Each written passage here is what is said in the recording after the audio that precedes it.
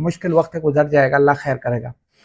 एक गाड़ी थी टूटी फूटी थी और वो हमारे एक परचेज ऑफिसर है मंसूर, उनको उस वक्त अलॉट हुई थी जब पूरे डिस्ट्रिक्ट में एक ही ऑफिसर हुआ करता था। डीएमसी के दौर में परचेज डिपार्टमेंट एक ही था, उसका वो हेड था। उसको सेक्रेटरी लोकल बॉडी ने अलॉट किया, उसका लेटर भी हमारे पास।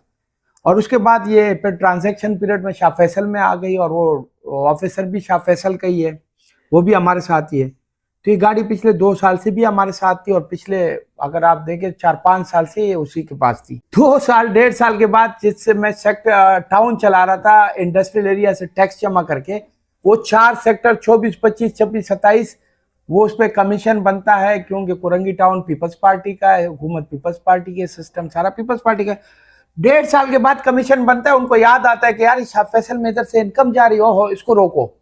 कमीशन बनता है 1.5 साल के बाद, उस पर 1.5 साल तक उसका टैक्स भी मेरे पास आता है। एक्साइज जो सिंध हुकूमत चला रही होती है उसका पैसा भी मेरे पास आता है, और मेरे ही काउंसलर वहां से जीते हैं। इलेक्शन कमीशन ने मुझे लिख के दिया हुआ है, स्टेटस ऑफ पाकिस्तान की ड्राइंग मौजूद है कि वो इलाके मेरे पास थे शाह फैसल टाउन के। लेकिन अंधेर नकली चौपट रात एक कमीशन बनता है और वो फैसला करता है कि जी ये तो गलत हो गया, ये तो था ही नहीं ऐसा, ये एरिया कुरंगी को दे दो। उस पर तो